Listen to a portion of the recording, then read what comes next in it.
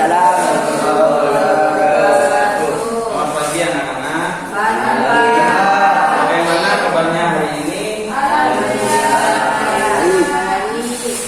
Nah, jadi sebelum memulai pembelajaran pada hari ini, mari kita berdoa terlebih dahulu agar pembelajaran hari ini berjalan dengan lancar. Berdoa dimulai.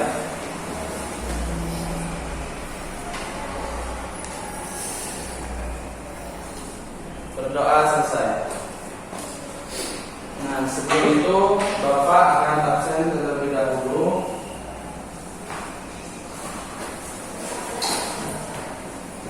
Toheri, Irwa, Erika, Raza, apakah hadir semua? Nah, baik, Bapak akan lanjut kepada pembelajaran ini. Jadi pembelajaran hari ini kita akan bahas tentang sumber daya manusia. Nah, sebelum itu Bapak akan mengulang pada pembelajaran sebelumnya. Kita pada pertemuan sebelumnya kita membahas tentang sumber daya manusia. Apakah ada yang masih ingat apa itu sumber daya manusia? saya Pak. Ya, Toheri.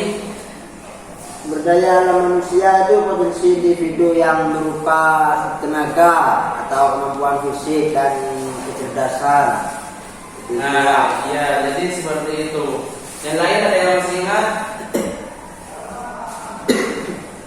Jadi sumber daya manusia ini adalah suatu tenaga atau karya kita yang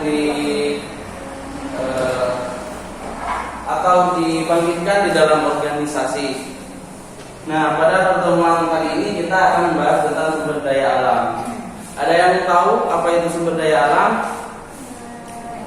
Daya alam. Nah, jadi sumber daya alam itu yaitu segala sesuatu yang berasal dari alam yang dapat memanfaatkan manusia untuk memenuhi kebutuhan hidup. Nah, seperti matahari, tumbuhan, hewan, dan juga air dan lain sebagainya. Nah, jenis sumber daya alam ini terbagi menjadi dua. Apa saja?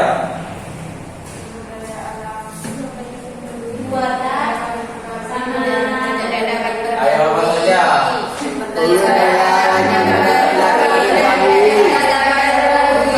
Sumber daya alam ini terbagi menjadi dua, sumber daya alam hayati dan juga sumber daya alam non hayati. Ada yang bisa membedakan keduanya? Salah. Makanya Bapak nanya, apakah ada yang sudah mengetahui?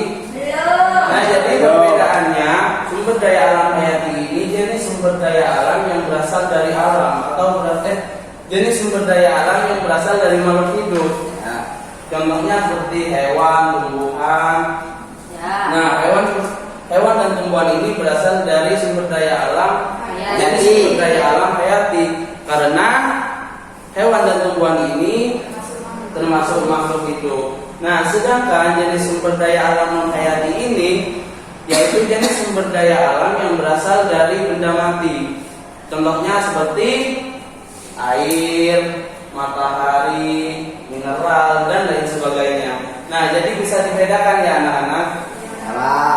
Nah, jadi itu perbedaan keduanya. Kalau sumber daya alam hayati berasal dari makhluk hidup. Kalau sumber daya alam non hayati yaitu berasal dari benda mati. Nah, selanjutnya jenis-jenis sumber daya alam. Jenis-jenis sumber daya alam terbagi menjadi dua. Apa saja? Ayo, apa saja? Jenis sumber daya alam terbarukan dan jenis sumber daya alam tidak dapat terbarukan. Nah, ada yang bisa membedakan? Apa saja? Kalau sumber daya alam yang terbarukan seperti air, sinar matahari itu kan tidak akan habis. Kalau yang tidak dapat terbarukan seperti emas. Nah, jadi perbedaannya jenis sumber daya alam terbarukan yaitu jenis sumber daya alam yang bisa pertumbuhannya sangat cepat. Jadi kita bagaimana menggunakan sumber daya alam terbarukan ini, sekalipun kita menggunakan terus menerus, ini stoknya ini tetap ada. Jadi pertumbuhannya itu cepat. Sedangkan kalau sumber daya alam tidak dapat terbarukan ini, pertumbuhannya ini membutuhkan waktu yang lama. Apabila kita menggunakan sumber daya alam tidak dapat terbarukan ini terus menerus atau berlebihan, maka hal yang akan selanjutnya kita akan dapat keterlangkaan sumber daya tersebut. Nah, karena pertumbuhannya ini membutuhkan waktu yang sangat lama. Nah, sekarang Bapak mau tanya, dari perjalanan dari rumah ke sekolah kali ini, apa saja yang sudah kalian temui di perjalanan? Tentang Banyak. pohon. Sungai. Orang termasuk sumber daya alam. Ayam. Ayam, apa lagi? Burung. Buaya. Banyak. Sungai. Ini Ikan, semua Pak. sungai ini. Ikan. Oh. Kalau sungai termasuk sumber daya alam apa, Riz? Barokah. Nah, selanjutnya manfaat sumber daya alam bagi manusia. Nah, jadi ada banyak manfaat sumber daya alam ini bagi manusia. Contohnya apa saja? Sebagai sumber makanan. Kayak hewan, tumbuhan. Tumbuhannya harus dibedakan. Tidak mungkin kan kalau pohon jati dimakan kan? Seperti kayak sayur, jagung, apalagi kayak jahe, kunyit bisa dijadikan bahan dasar untuk pembuatan obat. Jadi di sumber daya alam ini sangat bermanfaat, banyak manfaatnya untuk kebutuhan manusia. Misalkan kita memelihara ayam atau kambing, sapi dan lain sebagainya. Misalkan kita memeliharanya dengan baik, dikasih makan, dirawat sebaik mungkin, maka apabila kita mau mengkonsumsi daging tersebut, maka kita akan puas karena dagingnya bagus, dagingnya gemuk dan sebagainya. Misalkan kayak kita memelihara ayam, kambing dan lain sebagainya, istilahnya itu dibiarkan gitu aja, nanti kan yang ada kurus, bahkan dagingnya itu penuh luka, penuh kuman. Nah, jadi bagaimana kita harus bijak hal tersebut agar hal tersebut ini sangat bermanfaat bagi kita. Nah, bagaimana cara mengatasi hal tersebut?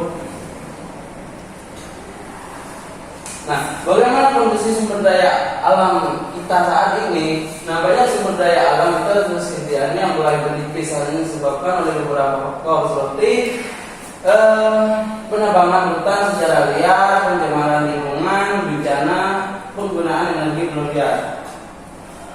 Jadi kondisi sumber daya alam kita saat ini mulai menipis. Contohnya kayak di rumah saya, kayak penebangan hutan secara liar, berlebihan. Kayak di rumah saja, kayak listrik ini tidak dijaga, energi ini misalkan sudah tidak digunakan masih dihidupkan. Jadi cara mengatasi hal tersebut ini, misalkan kita menebang hutan atau penebangan hutan, bagaimana kita harus menanam kembali agar jadi misalkan kayak pencemaran lingkungan, kayak banyak sampah-sampah itu kan kita bisa memanfaatkan hal tersebut kan, kayak kayak limbah-limbah bisa didaur ulang, kayak menjaga lingkungan dan lain sebagainya. Bagaimana kita sebaik mungkin untuk melestarikan sumber daya alam kita?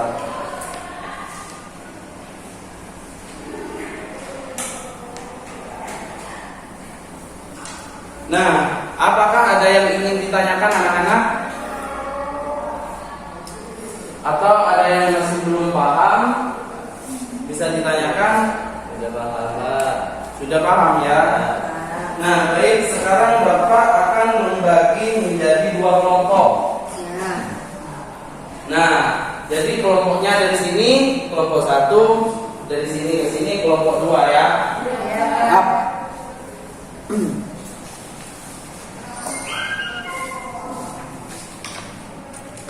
Kalian didiskusikan bersama teman kalian, nanti perwakilan dari satu kelompok maju ke depan untuk menjelaskan kertas yang sudah Bapak bagikan kepada kalian. Bisa dipahami anak-anak? Bisa, Pak. Ya anak-anak. Ayo, siapa yang mau maju duluan? Kelompok 1 atau kelompok 2? Ayo, silakan saja.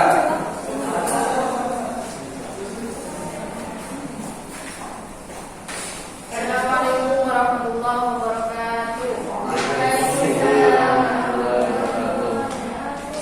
Saya perwakilan dari kelompok 2 akan mempresentasikan tentang sumber daya alam menghayati. Di sini ada gambar air dan sinar matahari. Nah, sumber daya alam menghayati yang berupa air dan sinar matahari ini fungsinya bagi kita manusia itu kalau air bisa menjadi minum, ya bahan minum untuk kita.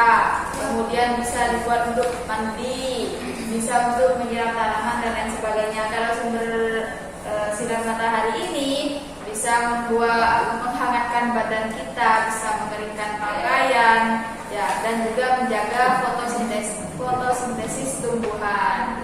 Cukup sekian dari kami. Kurang lebihnya maaf. Assalamualaikum warahmatullahi wabarakatuh. Ayo selanjutnya kelompok 2. Kelompok 1. Ayo Sally. Jadi kalau maju. Yang mana?